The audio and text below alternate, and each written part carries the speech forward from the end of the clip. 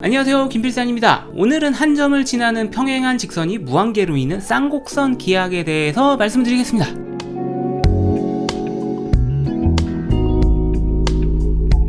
지난 동영상에서 우리는 2000년 만에 고대 그리스인 유클리드가 만든 기하학 제5공리를 깨부신 가우스와 보여이, 로바체프스키에 대해서 말씀드렸습니다. 유클리드의 제5공리, 평행선 공리란 다음과 같습니다. 두 직선을 가로지르는 선분이 있어서 선분을 기준으로 같은 쪽에 있는 교차각 내각의 합이 두 직각보다 같으면 두 직선은 결국 만난다. 이 평행선 공리는 너무 길고 못생겼고 마치 증명되어야 하는 문제처럼 느껴졌습니다. 그래서 유클리드 사후 2000년간 이 공리를 증명하기 위해서 수많은 수학자들이 도전했죠. 결과는 모두 다 실패하고 그냥 똑같은 동어 반복 말들만 만들어내게 되었습니다. 지난 동영상에서는 그 중에 어떤 삼각형을 느리거나 줄이면서도 각은 그대로 유지하게 만들 수 있다는 월리스의 공리를 소개해드렸죠. 이렇게 우연히 생긴 평행선 공리의 변형 공리는 매우 많으며 그중 가장 유명한 공리는 존 플레이페어의 플레이페어 공리라고 하는 것입니다. 한 직선과 점이 있을 때 점을 지나면서 한 직선과 만나지 않는 직선은 단 하나다. 지난 동영상의 결론은 독일의 수학모왕 가우스가 유클리드 제5공리를 증명하지도 반증하지도 않고 맞았을 수도 있고 틀렸을 수도 있다. 그런데 틀렸다고 했을 때 새로운 기하학이 열린다는 사실을 발견했다는 것입니다. 그런데 가우스는 재미나게 연구하고 그 결과를 묻어버리는 성격을 가지고 있어서 이 신비의 기하학을 발표한 사람은 가우스가 아닌 가우스의 연구 결과를 전에 들은 보여이와 로바체프스키라는 듣보잡 수학자들이었습니다. 가우스는 사실 지 이름이 붙은 수학 이름이 너무나 많았으므로 수학의 신 유클리드를 2000년 만에 반박한 한낱 새로운 기하학 따위에 지 이름을 붙이는 것에 대해서 굳이 욕심부리지 않았던 것입니다. 그래서 오늘 소개해드릴 것은 바로 보여이 로바체프스키 기하학, 즉 쌍곡선 기하학입니다. 유클리드의 제5공리는 기본적으로 틀린 것이 아닙니다. 그 공리가 맞다고 하면 그냥 우리가 직관적으로 잘 받아들일 수 있는 유클리드 기하학이 생기죠. 그러나 공리가 틀리다고 가정하면 새로운 기하학이 생기는데 아무리 생각해도 이 부분은 좀 이상하지 않습니까? 변형 공리들을 좀 살펴보시죠. 일단 월리스의 공리요. 어떤 삼각형을 늘리거나 줄이면서도 각은 그대로 유지하게 만들 수 있다. 이게 틀렸다고 가정하면 어떻게 되는 걸까요? 각이 유지가 안 된다고요? 내각의 합이 180도인 삼각형의 크기를 늘리면 내각의 합이 160도가 되는 삼각형인가? 아니면 내각의 합이 200도인 삼각형? 자, 다른 변형 공리인 플레이페어의 공리를 반박해 봅시다. 한 점을 지나는 평행선이 유일하다는 것은 매우 직관적입니다. 근데 만약에 두 개라면? 아니, 어떻게 두 개를 평행하게 만든다는 거죠? 아니면 하나도 없을 수도 있나?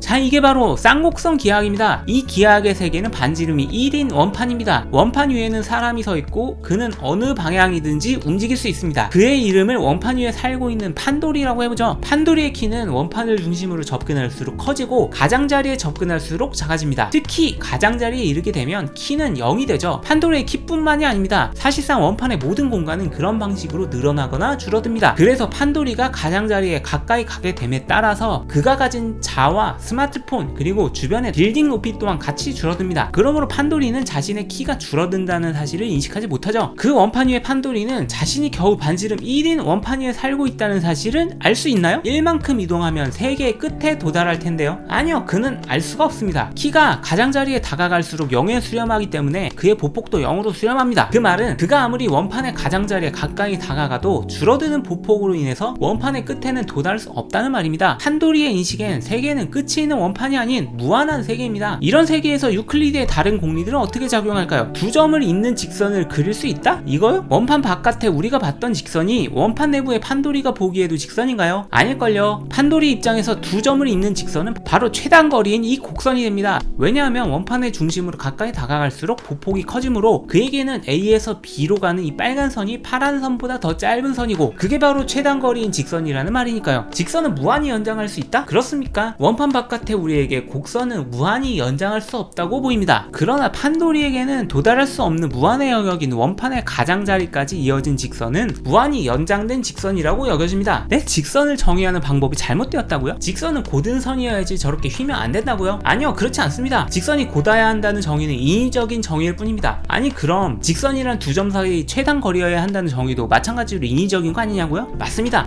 이 또한 인위적인 정의입니다. 둘 다 사람이 그냥 정한 거죠. 그런데 그 사람이 정한 정의를 통해서 논리적으로 일관된 모순 없는 기하학이 나올 수 있다면 그 정의가 수학적 정의가 된다는 말씀입니다. 자, 이제 평행선 공리에 대해서 말해보죠. 첫째로 월리스의 공리입니다. 이 쌍곡선 기하학에서는 삼각형의 내각의 합이 180도보다 작습니다. 네, 그래요. 이 공간에서 작은 삼각형을 크게 키우면 내각의 합이 점점 작아지는 상식에 반하는 일이 일어나는 거죠. 다음으로 플레이페어의 공리를 볼까요? 검은색 직선에 평행한 C점을 지나는 직선은 몇 개입니까? 평행하다의 은의적 정의가 만나지 않는 두 직선이라고 할 때 C점을 지나고 검은색 직선과 평행한 직선은 무한히 많습니다. 이 세계에서 플레이페어의 공리는 다음과 같이 변형됩니다. 한 점을 지나는 평행한 직선은 무수히 많다.